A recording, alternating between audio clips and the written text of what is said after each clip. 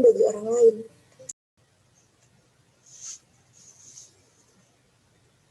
Oke, kita mulai aja. Oke, sekarang ini kan mata kuliah perancangan ya? Atau apa? Mata kuliah apa ini? Metode penelitian sosial kualitatif, Pak. Oh, metode penelitian sosial kualitatif. Oke, sekarang gimana mekanismenya hari ini? Apakah masing-masing memberikan istilahnya apa? Judul yang sudah dipilih atau gimana? Jadi apa yang bisa saya bantu untuk malam ini?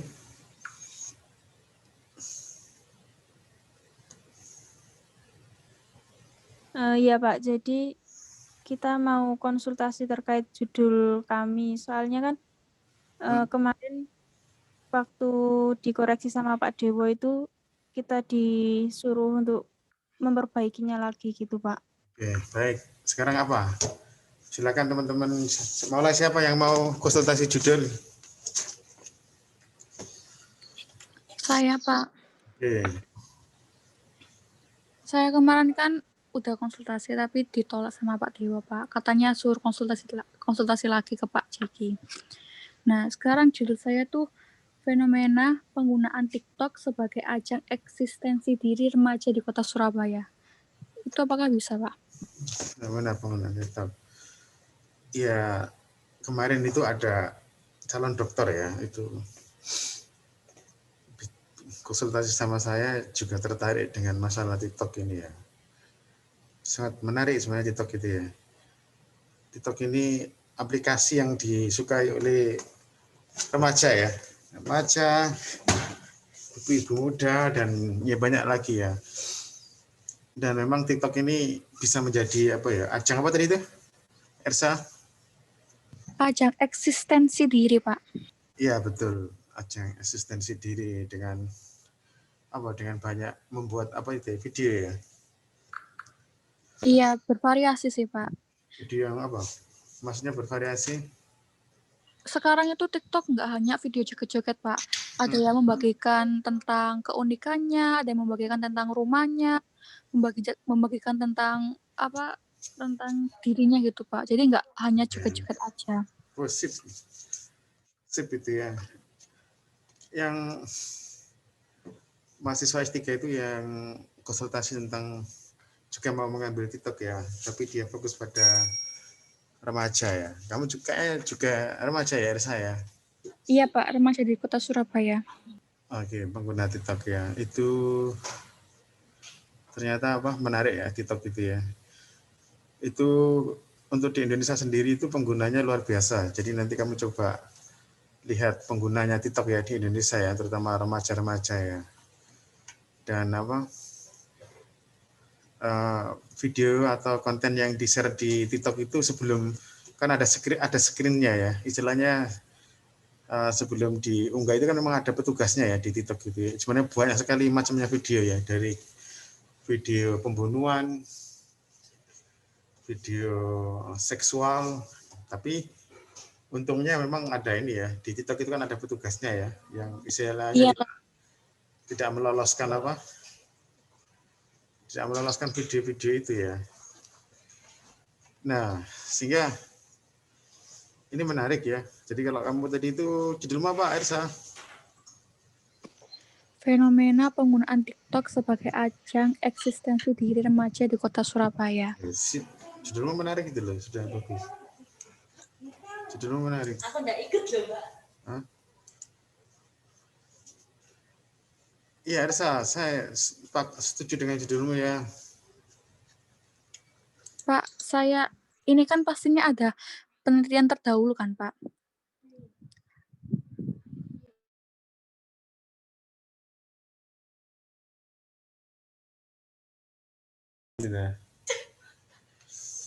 Kenapa tadi Ersa kamu tanya apa? Halo? Ya, Ersa tadi apa?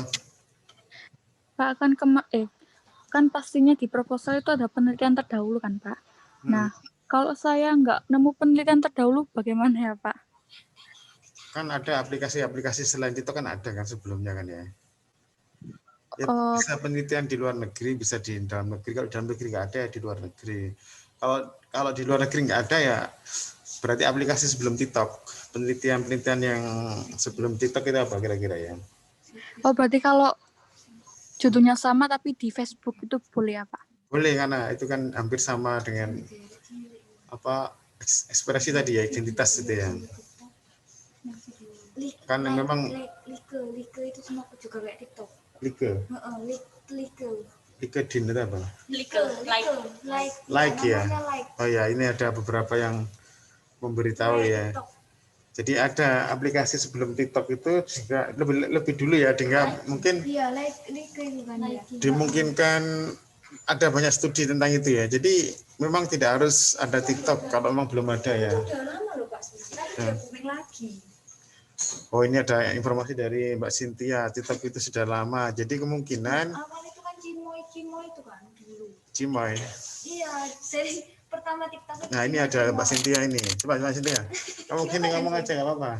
Iya, jadi itu TikTok itu kan sekarang lagi hits lagi. Tapi sebenarnya dulu itu udah pernah hits. Ini biar Jadi ujungnya kemungkinan besar ya, banyak besar ya. itu loh penelitiannya Biar tentang wajahnya TikTok. kelihatan. Agak kangen, Mbak. Enggak, maksudnya ini yang bisa nggak dilebarkan. Nggak bisa. Oh, bisa dong. Gimana? Gini loh, Pak. Klik kanan. Ah, ya udah, silakan Cynthia. Gimana? Sudah, itu tadi Pak. Saya cuma mau menjelaskan itu. Ayo, kamu, Jadi Pak. sebenarnya TikTok Gimana? itu kan mungkin persepsi orang itu TikTok itu baru sekarang booming. Padahal itu udah lama banget. Sejak yang pertama itu kan Cimo yang bikin TikTok hitsiku, terus habis itu tuh redup. Terus sekarang booming lagi gitu. Jadi kemungkinan ya banyak sih tentang penelitian itu. Atau kalau enggak itu pakai aplikasi Tentang like. konten. Like itu udah lama juga like gitu. Intinya kalau dimungkinkan banyak penelitian apalagi di luar negeri kan. Iya. Untuk penelitian terdahulu. Ersa. TikTok kan nggak hanya di Indonesia kan sebenarnya, di luar negeri kan ya juga pakai TikTok. Jadi adalah penelitian tentang itu atau enggak ya tentang video apa ya namanya, Ya, konten video gerak-gerak Oh iya. apa gitu ya, apa ya Konten namanya? video di Facebook juga ada kan ya? Iya, ada yang video juga kan gerak-gerak. Atau di YouTube mungkin ya. Kamu seharusnya juga ikut bimbingan ya? Iya, Pak. Kenapa, Pak? Saya ikut ya, Pak ya? Nah, ini ada siapa? Ada. Adel. Oh, Adel. Ini teman-teman model ya?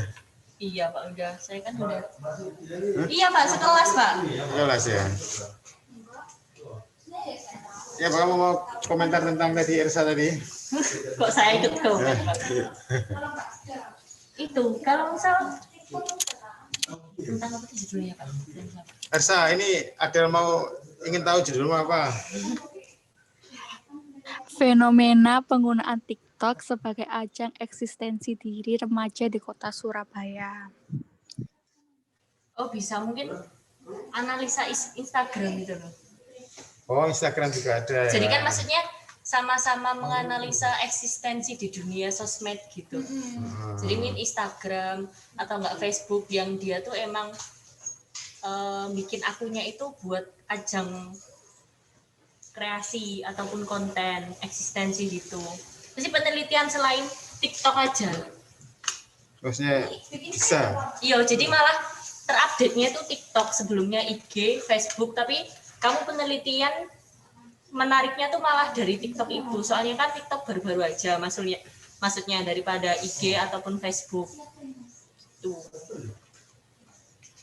Banyak nggak harus pakai TikTok penelitian terdahulunya. Ya mirip-mirip ya. Oh, mungkin nanti video yang emang jadi orang itu lebih fokus ke video atau konten creator, bukan kayak IG ataupun Facebook yang dia punya aktivitas atau komunitas lain. Tapi di TikTok itu memang lebih difokuskan ke konten creator gitu. Menarik. Ya, Del, makasih Del. Oke. Oh iya Pak, apa eksistensi diri ini sama citra diri ini beda ya Pak? Eksistensi diri, citra diri, eksistensi, citra diri. Ya beda ya, tapi mungkin lebih mirip ya. Makanya nanti coba kamu lihat di kamus dulu ya, di kamus. Jadi jangan jauh dari kamus ya. Jadi kalau apakah kamu lebih fokus pada citra atau eksistensi, ya dilihat dari kamu dulu ya, kira-kira yang Anda pikirkan itu lebih dekat mana gitu ya, citra atau eksistensi ya, atau lihat dari Wikipedia ya. Nah itu ya, Ersa ya. Iya, Pak. Terus Oke. metode yang saya gunakan itu dari fenomenologi ya, Pak, bisa? Ya, sebenarnya bukan fenomenologi ya, itu karena di dunia online ya. Nanti kamu pakai online research method aja lah. Oh, itu caranya gimana ya, Pak? Online research method itu? Online research method kan banyak modelnya, ada wawancara online, ada etnografi online, macam-macam ya. Nanti kita coba kan untuk bisa mendiskusikan lebih lanjut ke itu ya. Tapi kenapa kok fenomenologi itu nggak bisa itu ya? Nah ini nanti coba saya beri alasan ya. Kenapa fenomenologi itu nggak bisa dilakukan di dunia online ya? Karena ya penelitian itu ada 3 tahap ya, 3 periode ya. 3 periode sebelum tahun 60-an atau 70-an, itu periode-periode yang lebih ke arah fenomenologi dalam arti pemikiran orang itu ada di dalam pikiran ya. Jadi orang itu lebih ingin dipahami lebih lanjut ya. Dalam arti era-era itu kan belum ada era media sosial ya. Jadi orang itu lebih tertutup ya. Orang lebih tertutup. Konten-konten itu nggak ada konten-konten ya, belum ada internet ya. Tetapi istilahnya orang itu lebih digerakkan oleh pengalaman ya, pengalaman sebelumnya, pemikiran-pemikiran sebelumnya. Nah, sehingga kenapa kok digunakan fenomenologi itu karena ingin mengetahui pikiran seseorang itu. Nah, penelitian ini agak lama ya saya, biasanya bisa 6 bulan lebih ya. Jadi orang ingin mengetahui bagaimana sih pemikiran orang. Nah, dalam arti kalau fenomenologi nggak begitu percaya dengan apa yang dikatakan orang kan ya, apalagi sekedar video nggak akan dipercaya kan. Orang fenomenologi nggak akan percaya dengan video. Orang fenomenologi nggak akan percaya pada apa yang dikatakan di permukaan. Dia ingin apa yang ada di benak pikiran orang itu. Nah, itu metode fenomenologi di sekitar tahun sebelum tahun 60-an. Nah, sekitar tahun 80-an atau 90-an itu ada metode baru yang namanya discourse gitu ya. Discourse ini tidak lagi membedah pikiran orang. Bagaimana membedah pikiran orang? Orang kan sulit ya. Itu makanya butuh waktu lama, skripsinya juga lama. Kan gitu ya. Nah, akhirnya orang lari ke linguistik. Apa yang dikatakan saja kan ya. Apa yang dikatakan. Kita nggak perlu membedah pikiran orang, apa yang dipikirkan, apa yang mimpi-mimpinya itu seperti apa, lalu kegalauannya apa. Nah, cukup yang dikatakan. Nah, akhirnya itu disebut dengan discourse atau kembali ke linguistik ya. Itu sekitar tahun 80-an, 90-an itu. Nah, penelitian ini lebih cepat ya ketimbang yang fenomenologi tadi ya. Lebih cepat karena membedah pikiran orang kan sulit ya, Ersa ya. Saya membedah pikiran Ersa saja kan sulit kan ya. Iya, Ya. Pak. Bagaimana saya mendebak pikiran Ersa kan sulit ya. Nah, sekarang kan di diskusi itu kan tidak perlu menebak pikiran orang. Cukup yang dikatakan Ersa itu apa sih? Bahasa yang digunakan Ersa itu apa sih? Nah, dengan melihat bahasa yang digunakan Ersa itu kita bisa melihat citra tadi atau eksistensi diri seseorang. Nah, itu tahun-tahun sekitar tahun 80, tahun 90. Nah, di era sosial media ini diskus itu juga penting, tetapi tidak sepenting kenapa kok pengguna TikTok ini kok lebih populer ya misalnya ketimbang yang lain. Apakah ini misalnya ada itu pengguna TikTok yang dari mana itu ya? Dari India nggak salah itu ya, Rusna Nur itu ya. Itu kan terkenal sejagat itu ya, sebagai memiliki citra sebagai perempuan tercantik katanya ya. Itu juga masih pelajar dia. Kalau nggak salah umurnya masih 18 ya.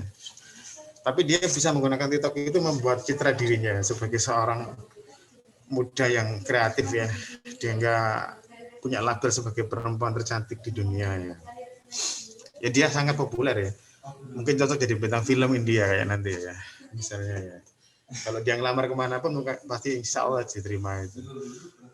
Jadi di era internet ini tidak lagi pikiran. Pikiran sudah digantikan ke RAM kan? Ya, tahu ya. Pikiran kita kan sudah masuk ke dunia online ya, ke digital kan ya.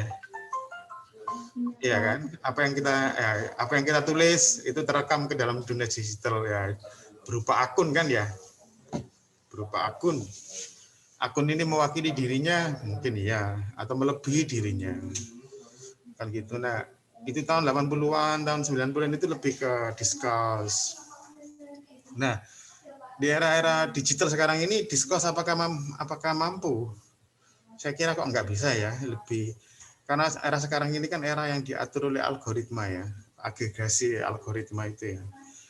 Jadi online tool atau apa tadi itu aplikasi itu lebih menentukan. Orang ketika menggunakan TikTok itu kan dia mengikuti aplikasi TikTok ya, Ersa ya. Nggak bisa mereka mengikuti kehendak dirinya sendiri, nggak bisa. Kan gitu ya. Nah, jadi orang akan diatur lebih ke algoritma. Nah, nanti kita akan diskusikan metode-metode yang lebih lebih baru ya. Itu ya. Bagaimana kamu misalnya menggunakan terminologi itu di era digital gini kan sulit ya. Istilahnya bukan sulit, istilahnya ya apa ya? Mungkin era baru ini membutuhkan tool yang lebih ya, tidak seperti fenomenologi. Orang nggak perlu lagi butuh kecepatan ya. Kalau mau meneliti ya cepat, mungkin 2 minggu selesai gitu kan ya. Kalau lama-lama nanti fenomenanya hilang saya karena dunia online ya. Ya, dunia online kan cepet ya. Mungkin sekarang TikTok, mungkin 2 bulan lagi mungkin ganti apa gitu kan aplikasi yang baru ya. Kan itu. Ya tahu saya. Jadi itu 3 pilihan. Tapi coba nanti kita diskusikan. Yang penting kamu di penelitian ini bisa merumuskan judul dulu, lalu membuat latar belakang masalah kan gitu ya. Merumuskan masalah, dan nanti di akhir-akhir kita akan mencoba metode apa yang pas ya, Ersa ya. Iya Pak. Oke, selain Ersa siapa? Terima kasih Pak Jeki. Sama. Siapa? Lanjut. Saya, Pak. Iya, siapa?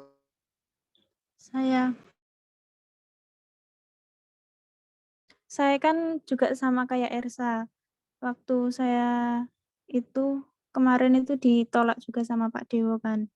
Kemudian saya ganti judul itu yang sekarang pengennya itu representasi cuitan akun Jack dalam perolehan atensi masyarakat pengguna Twitter. Itu gimana, Pak?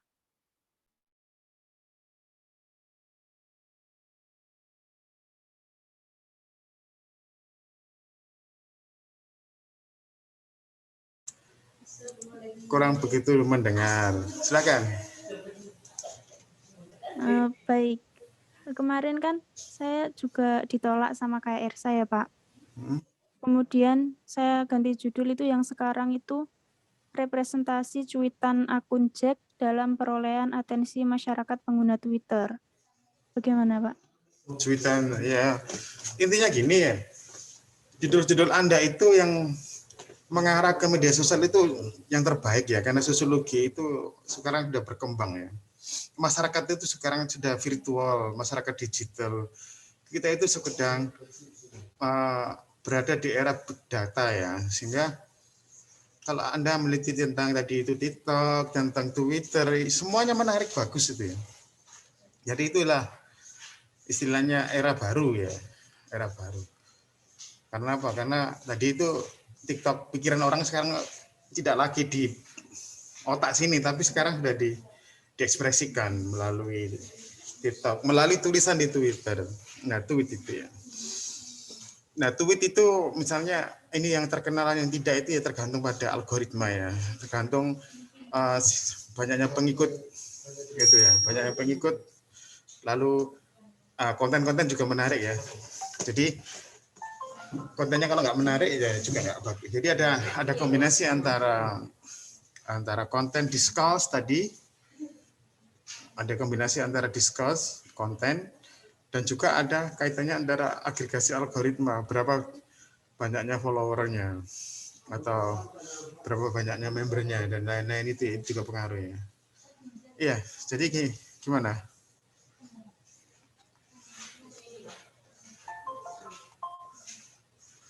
Semua menarik kalau Anda bicara tentang itu, karena kalau kita ini kembali ke belakang penelitian-penelitian tradisional ya, lama ya, istilahnya kita ini sekarang sudah berada di era masyarakat digital ya, masyarakat online, virtual.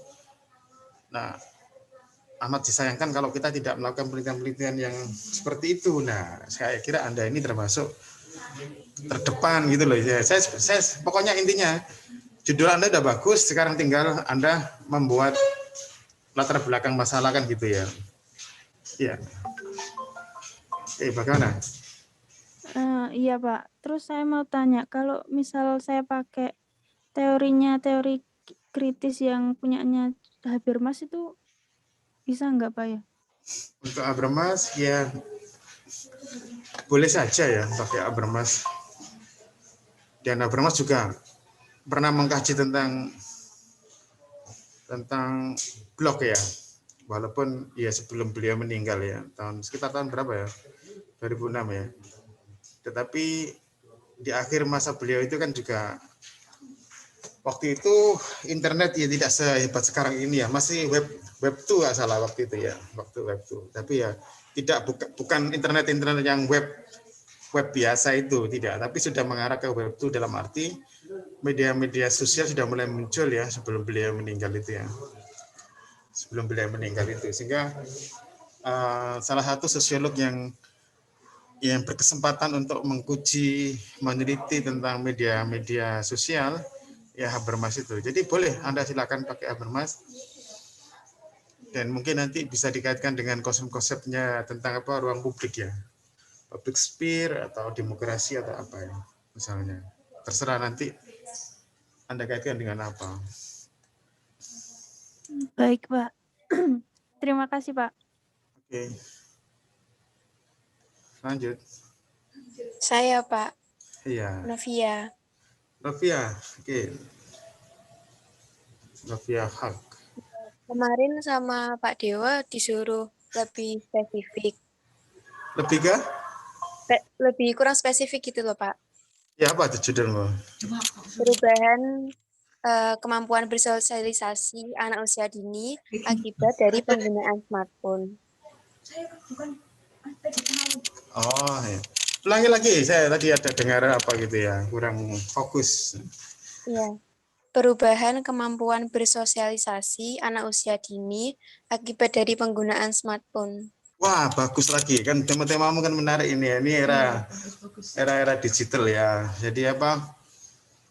Anak-anak yang usia dini ini kan kebanyakan diasuh oleh oleh gadget ya. Ya, diasuh mereka ya. Dalam teorinya Piaget ya, nanti ada teori Piaget itu mengatakan bahwa anak tidak hanya sekedar menggunakan gadget, tapi gadget itu akan membentuk kepribadian anak ya. Ya kan, membentuk identitas anak itu. Sehingga anak-anak itu sekarang nggak bisa bahasa orang tua ya, tidak bisa memahami bahasa orang tuanya ya. Disuruh itu dia nggak mau ya. Iya, disuruh dia nggak mau. Nah itu. Jadi apa? Menarik sekali itu temamu ya. Dan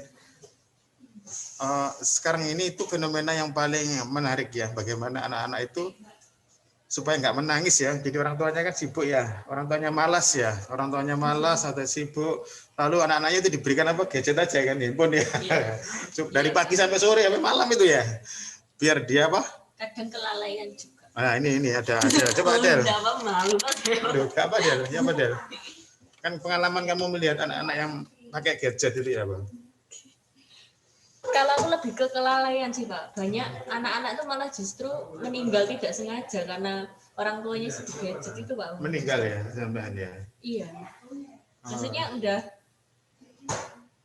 seharusnya tuh afeksi atau kasih sayang diberikan orang tua atau enggak eksplorasi ke dunia luar, itu malah tergantikan di gadget semua gitu. Iya, anak-anak dengan alasan orang tua sibuk gitu loh. Sibuk. Dan anaknya sempat diam. Kalau dipegangi dengan gadget itu akhirnya kan diam dari pagi sampai malam, sampai tidur lagi, bangun lagi dia langsung pegang gadget itu kan. Iya, kecanduan. Nah, kecanduan. Nah, sekarang ketika dulu anak-anak itu diasuh oleh bukan orang tuanya ya, kan beda ya. Pada era-era awal itu anak itu diasuh oleh extended family ya, keluarga besar, bibi, paman ya. Anak-anak kan bagus ya dalam arti iya, transformasi dari culture keluarga ini dapat. Nah, di era modern itu kan anak-anak kan diasuh oleh asisten ya, pembantu rumah tangga kan asisten ya. Nah, itu kan juga memunculkan banyak temuan kan ya, misalnya ya mungkin beda antara orang tua dengan orang lain kan gitu ya. Fenomena baru juga. Seperti dari kasih sayangnya tadi ada itu. Nah, lalu di era digital ini anak-anak diasuh oleh mesin kan ya, oleh mesin ya. Memang nggak menangis ya, tapi kan perilakunya itu dia akan autis sosial ya, mengalami autis sosial. Istilahnya autis sosial ini dia nggak paham dengan bahasa orang tuanya, bahasa komunitasnya gitu ya. Disuruh itu lama ya, ya, misalnya. Sampai ini disuruh makan kadang-kala itu malas ya. Sampai apa? Terlalu fokus HP. Iya, terlalu fokus HP. Memang anaknya akhirnya diam. Tetapi ingat loh ya bahwa anak tidak hanya sekedar menggunakan HP itu ya, tapi HP itu akan mempengaruhi apa yang dilihat anak itu, akan mempengaruhi pikiran anak itu, membangun kepribadian itu. Ya, Ki. Tadi bagusmu tadi apa? Novi tentang apa teori apa, Pak? Novi tentang Iya, Pak. tadi itu apa? Fokusmu apa tadi itu? Coba judulnya tadi, coba kamu ulang lagi ya, Novi ya. Perubahan kemampuan bersosialisasi anak usia dini akibat dari penggunaan smartphone. Ya, dia akan mengalami autis sosial tadi ya. Sosialisasinya akan mengalami kemunduran ya. Akan mengalami kemunduran. Ya memang dia ahli ya. Tangannya memang cermat ya, mengetik itu ya, cermat, menggeser-geser itu ya. Tapi dia nggak punya skill untuk bersosialisasi saya kira ya. Nah, cuma itu kan sekedar asumsi ya. Nah, nanti kan tujuan kamu kan ingin menguji empiris apa betul mereka nggak punya kemampuan untuk sosialisasi ya. Teorinya pakai apa tuh? Iya, Pak. Pakai Shirley Turkle dulu, Pak. Yang dari media. Pakai Shirley itu ya, Turkle itu ya, itu bagus itu karena dia dari PAC juga ya. Nah, dia juga sosiolog ya. Oke, bagus itu. Siapa? Melon ini. PAC. Oh, bener melon. Iya, bukan nugget ya.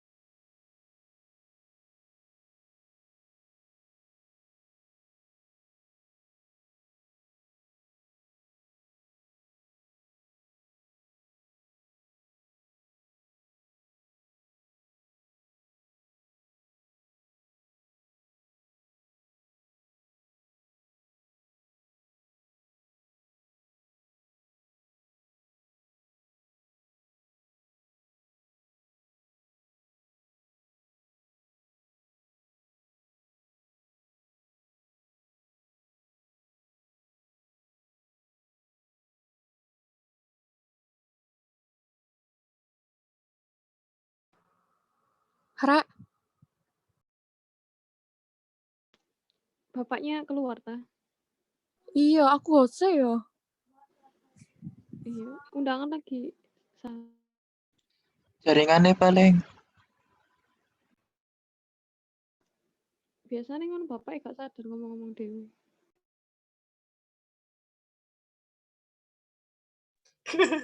Wean rek. Ngundang ngomong dhewe sampe mari gak kerasa wonge. Sano anjir, ngawur ada.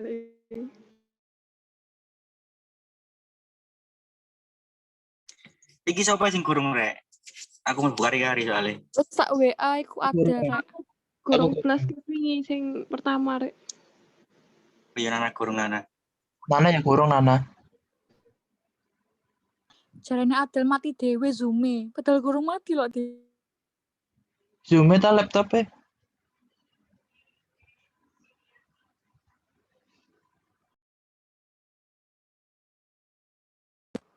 Zume kak jarene.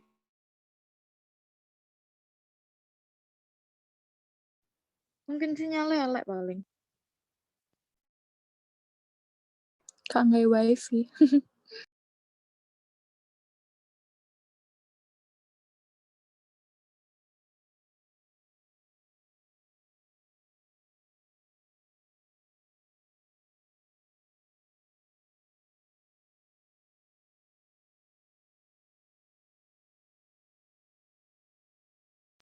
Sik rek tinteni rek.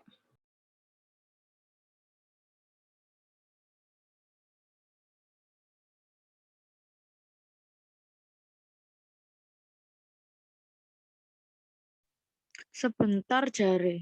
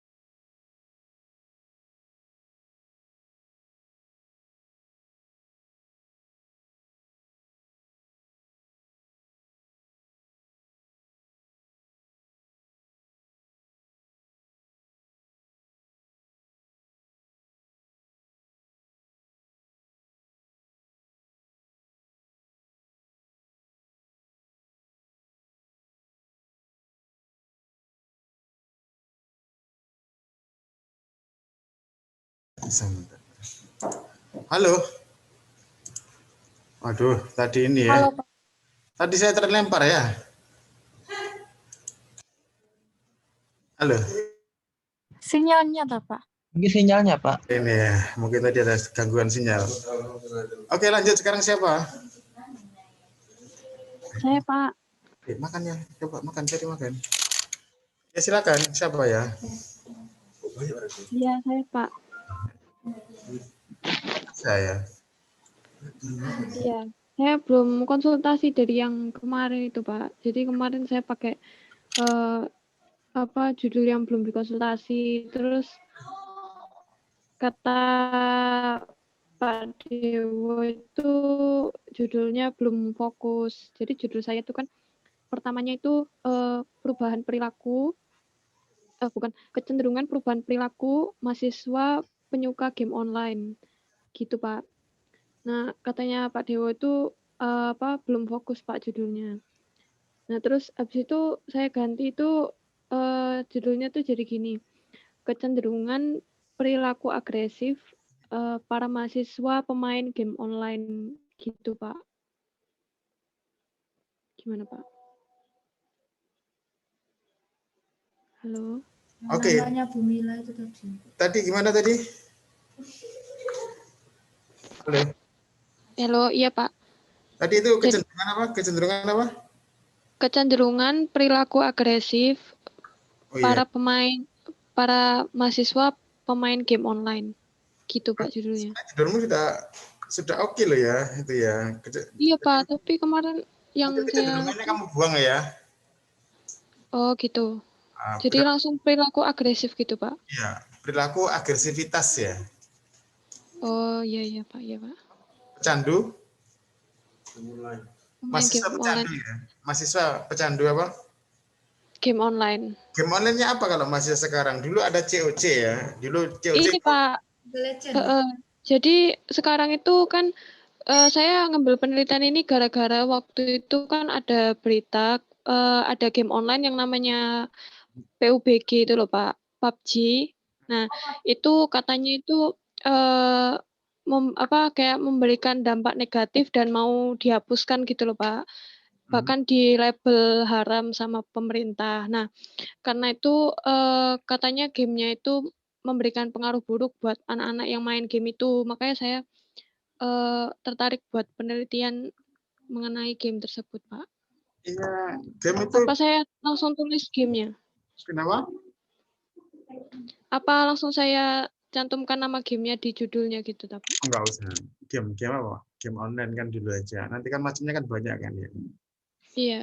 Masalah. Jadi kan seperti yang tadi saya katakan bahwa ketika kalau dari perspektif Shirley itu tadi dia, yang dia mengambil dari teorinya biasa itu ya. Itu kan memang mahasiswa ya, ini mahasiswa ya. Iya, Pak. Mahasiswa kan tidak hanya sekedar menggunakan game online tadi itu kan, tapi kan game online kan mempengaruhi perilaku ya, agresivitas ya. Iya. Dulu itu ada ya, tidak mahasiswa tapi itu sempat sampai membunuh orang tuanya itu ya. Membunuh orang tuanya. Iya, Pak, saya pernah tahu juga itu. Nah, itu nanti kamu jadikan latar belakang ya, karena dia itu kecenderungan apa? Criminal case waktu itu ya. Iya, Pak. Criminal case. Jadi dia suka dengan game. Criminal case itu sehingga dia membunuh orang tuanya ya. Itu ya. Dan ya nanti coba kamu, yang penting itu untuk awal ini cobalah cari kasus-kasus ya, kasus-kasus tentang berita-berita tentang apa? kecenderungan agresivitas, baik mungkin kriminal juga ya, dengan pengguna game itu ya. Dan mungkin perlu data tentang pengguna game ya di kalangan mahasiswa ya. Iya. Terus game apa saja itu ya. Iya, Pak. Nah, itu dulu. Pokoknya kamu fokus itu dulu. Pokoknya tadi saya katakan tema-tema yang berkenaan tentang online, saya kira itu sudah menarik karena sosiologi sekarang itu juga sosiologi digital, sosiologi virtual, sosiologi internet. Nah, itu sehingga masyarakatnya itu yang sudah virtual. Nah, maka fokus pada masalah-masalah ini penting. Anak tadi dengan gadget, lalu mahasiswa dengan game ya. Kemarin itu saya lagi servis AC mobil itu ya. Itu tukang servisnya itu dipanggil untuk ini karena ternyata bengkel ini itu punya jaringan sesama yang servis mobil, AC mobil itu ya. Itu datang, tapi dia nggak langsung mengerjakan itu. Karena apa? Dia ternyata main game. Dia ngomong, saya selesaikan dulu ya. Dia menyelesaikan dulu gamenya itu. Nah ini ya. Jadi memang betul bahwa itu mempengaruhi. Dulu itu banyak yang ini ya. Dulu banyak yang meninggal ya gara-gara apa? Dulu itu ada game yang apa? Yang 24 jam itu ya, nggak boleh apa putus itu ya. Di warnet itu ya. Kenapa? Game yang main di warnet sampai 24 jam itu ya, Pak? Iya, Ya. dulu sempat banyak yang meninggal kan itu ya. Iya, Pak. Iya, saya pernah Ya. tahu itu. Dulu ada yang mahasiswa saya bimbing itu pengguna ini COC itu ya. Clash of Clan itu lebih bagus itu. Kan nanti ada solidaritas itu ya. Solidaritas antar clan, itu kalau itu bagus ya. Jadi tadi tergantung pada gamenya kan ya, Natasha Iya, ya. Pak. Tergantung pada gamenya. Benar. Oke, jadi itu kamu yang penting fokus sekarang ya, cari data-data itu ya tadi yang saya katakan ya, Natasha ya. Iya, Pak. Iya, Oke, Pak. sip, bagus. Lanjut. Oh iya, Pak. Maaf, Pak. Itu nanti kan saya kan kemarin judulnya kan belum fokus ke perilaku agresif, tapi kan sekarang udah fokus ke perilaku agresif. Nah, itu nanti teorinya kira-kira pakai apa ya, Pak ya? Tadi sebenarnya tadi kan sudah ya, apa tadi pakai Shirley tadi ya.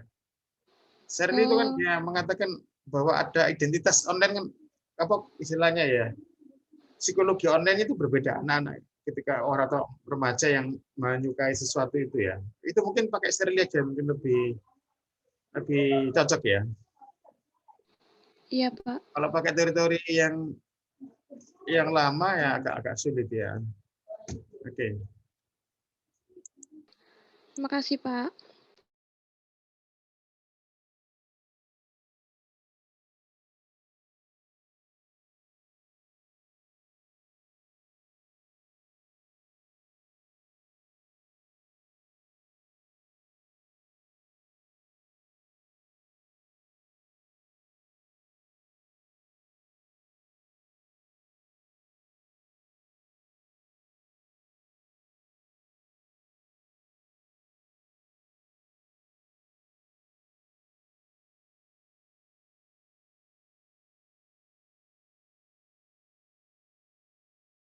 Kan dia.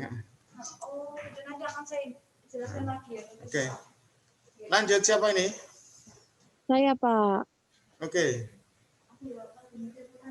Saya mau ambil. Ayo, Nev. Saya mau ambil presentasi diri dan hiperrealitas pengguna media sosial Instagram. Oh ya, sip. Kalau nggak salah kemarin itu kita sudah ngomong-ngomong ini ya. Beda, Pak. Hah? Beda. Enggak, tempo hari kan kita sudah ngobrol ini ya. Belum? Belum. Saya barusan nganu itu tadi pagi. Tadi pagi apa tadi sore ya? Tadi pagi kelihatannya. Ngechat Bapak. Oke, bagus. Apa tadi judulmu, Nev? Presentasi diri dan hiperrealitas pengguna media sosial Instagram. Oke, berarti kamu nanti pakai Budila ya? Ya. Ya, oke, Budila. Kalau nggak salah itu dulu ada di sosiologi itu yang mengambil itu ya. Nanti kamu coba ya, lihat ya. Beberapa sudah ya, tapi nggak apa-apa. Kamu kan mungkin belum menggunakan Budila mungkin ya, Nevi ya. Iya, belum, Pak. Iya, nggak apa-apa. Dulu ada Mardika salah ya, Mardika. Tapi dulu bukan Instagram kalau nggak salah ya. Coba nanti ya. Jadi coba tak cari-carikan ya. Iya, terus apa yang saya kira kok bagus ya Nevi ya. Nggak ada. Coba nanti kamu coba cari teori-teori Budila ya yang mendukung skripsimu ya. Iya, Pak. Makasih, Pak. Sama-sama.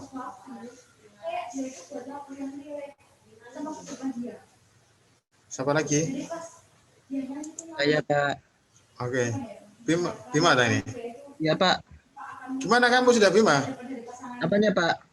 Belum di ACC? Yang kalau yang itu pengumumannya kalau nggak salah Maret, Pak. Cuma kalau yang sekarang udah ambil KRS. Cuma pengumumannya itu bulan Maret. Berarti tinggal tak approve ya? Iya, Pak. Oke. Oke, terus apa lagi sekarang ini? Apa? Maksudnya temamu apa, Bima? Ini Pak, kan yang sebelumnya kan saya ini ambil analisis dampak kecanduan game online terhadap perilaku anak di kawasan Jagir Sermo. Nah, kata Pak Dewo itu suruh konsultasi lagi, terus akhirnya saya coba ganti ini Pak, dampak game online Free Fire dampak perubahan perilaku anak sebentar Pak, agak bingung kalimatnya.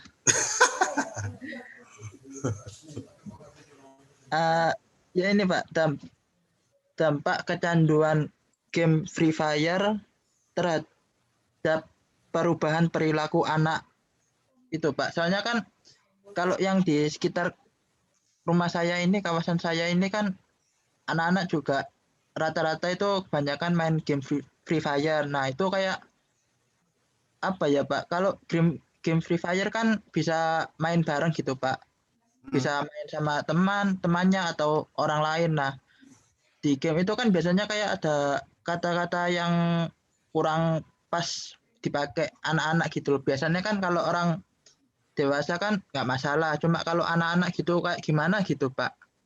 Nah itu Pak. Oke. Iya tadi kan hampir sama milik siapa tadi itu ya? Nah itu Julia. Iya cuma ini kan apa? Cuma ini kan remaja anak ya. Iya nggak apa-apa, bagus itu Bima ya. Sebentar, Bima ini kamu angkatan ini ya 2018 ya? 19 Pak. 19 ya. Nipmu berapa Bima? Coba tak approve dulu. 049. 049. Biar kamu bisa 049. Loh, 049.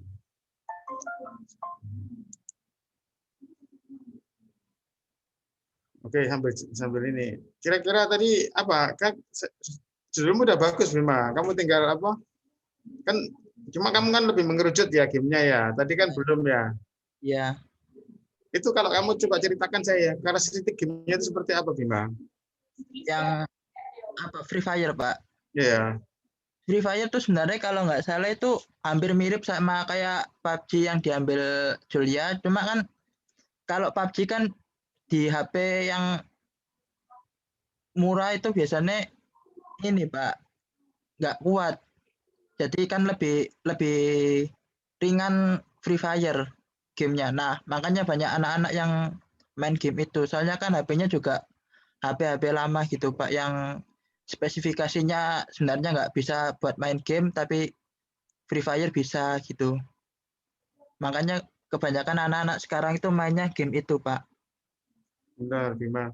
Bima tadi itu nipmu yang terakhir berapa itu? 049 Pak. 049. 18 ya? 19 Pak. Oh 19. 1949.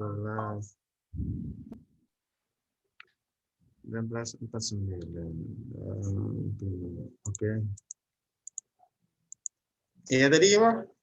Karakteristiknya seperti apa tadi Bima? Coba diulangi dulu Bima. Kan hampir sama Pak. Hampir sama kayak ini game PUBG. Cuma antara PUBG sama Free Fire lebih dari gamenya itu lebih ringan ini Pak, Free Fire. Soalnya kan Free Fire juga spesifikasi HP-nya itu nggak terlalu tinggi seperti PUBG. Makanya kan anak-anak banyak yang main game itu Pak. Oke. Oh gitu ya. Ya. Oh itu alasanmu. Oke, jadi nanti alasanmu di situ ya. Iya Pak. Sehingga penggunanya lebih banyak kan gitu ya. Ya. Kalau yang remaja kan biasanya ini PUBG Pak, PUBG. Nah, kalau anak-anak biasanya lebih ke ini Free Fire. Oh, Free Fire. Oke, sip. Saya kira kok bagus ya. Sekarang kamu tinggal cari data-data penggunanya ya, berapa penggunanya ya. Di nasional dulu, baru di Surabaya kalau ada ya. Iya Pak. Nah, terus baru dari kasus-kasus ya. Kasus-kasus penggunanya itu melakukan tindakan apa gitu ya. Iya Pak. Ya, jadi sebisanya. Oke, itu saya kira menarik Bima. Saya suka judulnya. Oke, lanjut ya. Saya Pak. Ya, Mas Nafir, apa? Kemarin sudah dialisi oleh Pak Dewo yang judulnya ini Pak, McDonaldisasi PSK di aplikasi Micat itu Pak. Nah ini sebenarnya saya agak bingung di metode penelitiannya Pak. saya cari-cari di internet itu ternyata Ritzer berangkatnya McDonaldisasi ini dari Weber. Terus kata Bapak kan Weber fenomenologi itu kurang pas dicocokkan dengan online, Mbak. Maka dari itu saya ingin ambil yang metode analisis konten, Mbak, atau analisis isi. Itu bisa nggak, Pak, kira-kira? Ya, nanti kan bisa analisis konten online ya. Nanti ada Kak. Pokoknya nanti intinya untuk beberapa minggu ini kamu fokus pada latar belakang ya. Latar belakang. Latar belakang itu kan kenapa kamu ambil ini kan ya? Apa menariknya kan gitu ya. Nah, itu. Nah, menariknya itu kan didukung oleh data-data kan misalnya. Itu tadi kalau misalnya yang terkait dengan game online itu, nah datanya itu berdampak pada anak seperti apa, seperti yang di Bima tadi, apa yang berdampak pada perilaku agresivitas seperti apa. Jadi itu nanti terus baru nanti kita akan coba mengarah ke metode-metode online ya. Online research method itu banyak variasinya coba Ella kamu nanti searching dulu ya online research method gitu ya. Online research method ya. Ya, Pak, siapa?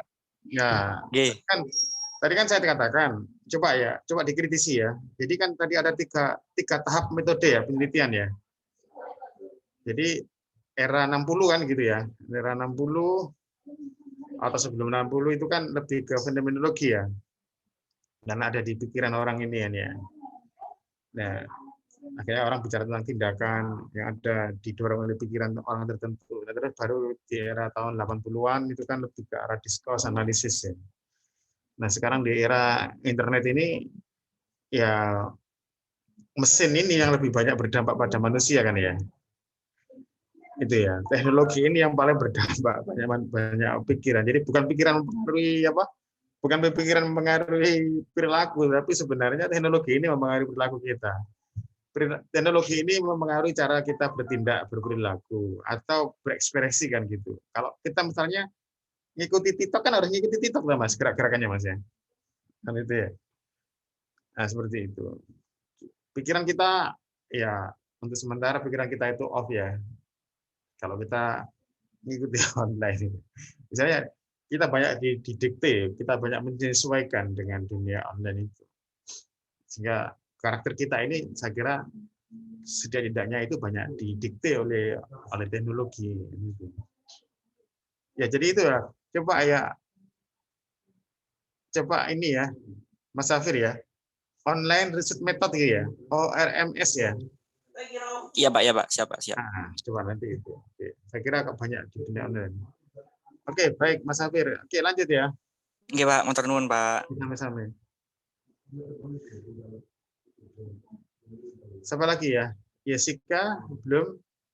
Tinggal Jessica nggak salah ya? Sudah semua, Pak. Oh, sudah semua. Oke, sip. Ya, jadi ini kayaknya Anda ini kayaknya ini luar biasa ya. Jadi calon-calon sarjana sosiologi online ya. Iya. Jadi menarik sekali dan ya saatnya kita melangkah ya. Indonesia satu langkah di depan Indonesia itu ya. Dalam arti kita sekarang mengarah ke arah masyarakat digital, masyarakat virtual itu ya. Itu yang lebih harus kita teliti. Kadang-kala kita banyak menyalahkan anak ya, menyalahkan generasi yang pengguna aplikasi, pengguna itu. Tapi sedikit sekali kita melakukan riset ilmiah tentang itu ya. Kita banyak menyalahkan anak yang pakai gadget, tapi riset di anak ini sangat sedikit sekali. Apa betul dampaknya? Kan gitu ya. Nah, kita ini kan dunia ilmiah yang ingin tidak bicara tentang asumsi ya. Tapi kita akan menguji asumsi sehingga nanti banyaklah pengetahuan-pengetahuan yang istilahnya pengetahuan baru ya, bagaimana dampak teknologi, bagaimana dampak agregasi algoritma ini ke anak, ke remaja, dan ke masyarakat secara luas. Mungkin itu ya, sementara ya, karena ini Anda malam Sabtuan ya. Oke, terima kasih. Tadi maaf karena tadi itu saya membimbing KKN. Pak Jeki. Ya. Tadi itu nggak bisa ya. Halo Pak Jeki. Halo. Mau tanya satu lagi boleh Pak? Iya boleh. Tapi di luar konteks tadi. saya agak bingung. Kalau apa namanya? Sebenarnya kalau nulis jurnal kan ada kayak apa teorinya itu dijabarkan di awal gitu loh, Pak. Terus habis itu kalau ada kayak apa dikaitkan sama teori lain, apa teori yang lain itu ikut dijabarkan di awal juga? Apa langsung aja? Oh, ini Anda dalam arti kita membicarakan tentang penulis jurnal ya? Iya, Jurnal. saya ada revisi soalnya, Pak. Kenapa? Disuruh revisi jurnal katanya. Oh ya, kalau jurnal itu kan sebenarnya di pendahuluan ya, bukan di bab 2 kan ya. Kalau skripsi kan bab 2 ya. Iya. Di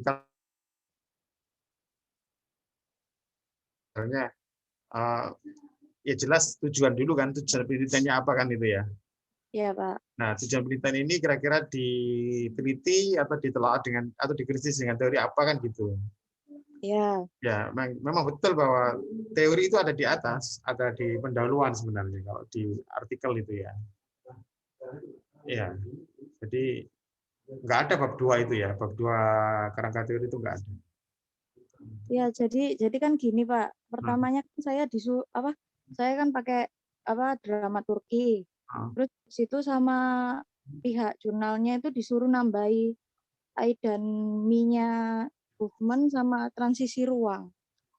Oh, disuruh ini ya, disuruh menambah ya. Iya, itu berarti di awal pakai dijelaskan lagi apa tidak? Apa langsung kasusnya itu dikaitkan sama teorinya? Iya, dikaitkan, kasusnya dikaitkan, dikembangkan, atau perbedaannya dengan teori itu apa misalnya? Itu. Jadi teori yang mungkin yang disuruh untuk menambahkan itu, disisipkan itu kan teori itu kira-kira relevan atau tidak relevan. Oh iya, Pak. Kalau relevan berarti dipakai, tapi kalau nggak relevan juga nggak dipakai juga nggak apa-apa. Misalnya berbeda dengan teorinya ini kan gitu kan ya, penjelasannya kan ya. Iya. Ya, jadi kalau Anda ini kan lagi menulis jurnal ya. Iya. Mengirim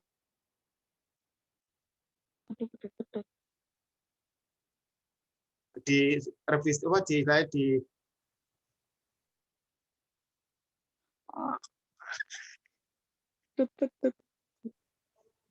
Halo. Halo. Iya, betul ya? Putus-putus, Pak. Iya. Anda sedang mengirim jurnal lalu ditelaah oleh editor gitu ya? Iya, disuruh merevisi lagi istilahnya kayak kalau lebih bagus ditambahi ini gitu loh, Pak. Ya, nggak apa-apa. Ikuti aja karena editor Anda kan pasti dia sudah di bidang itu kan ya?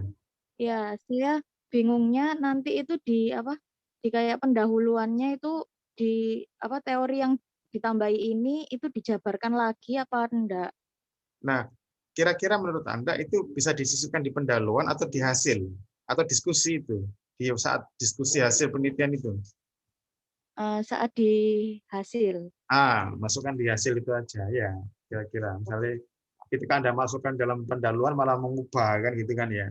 Iya. Nah, itu kan nggak bagus. Tapi mungkin ketika dimasukkan di hasil penelitian atau diskusi mungkin lebih relevan kan, lebih bisa dimasukkan gitu kan? Iya. Nah, itu nggak apa-apa ya, gitu aja. Baik, makasih, Pak. Apalagi misalnya editor kan tidak ini kan, atau tidak menyarankan di pendahuluan kan ya? Tidak ada tulisannya gitu, Pak. Jadi Iya, saya berarti bebas. Yang penting Anda masukkan kan gitu kan ya? Iya. Ya sip, ya kayak begitu. Oke. Makasih, Pak. Oke, sama-sama. Mungkin itu dulu ya. Baik, Pak. Oke, selamat malam dan assalamualaikum warahmatullahi wabarakatuh. Waalaikumsalam. Selamat malam, Pak. Sama-sama. Selamat malam, Pak. Sama-sama. Oke, kita off dulu ya. Sip.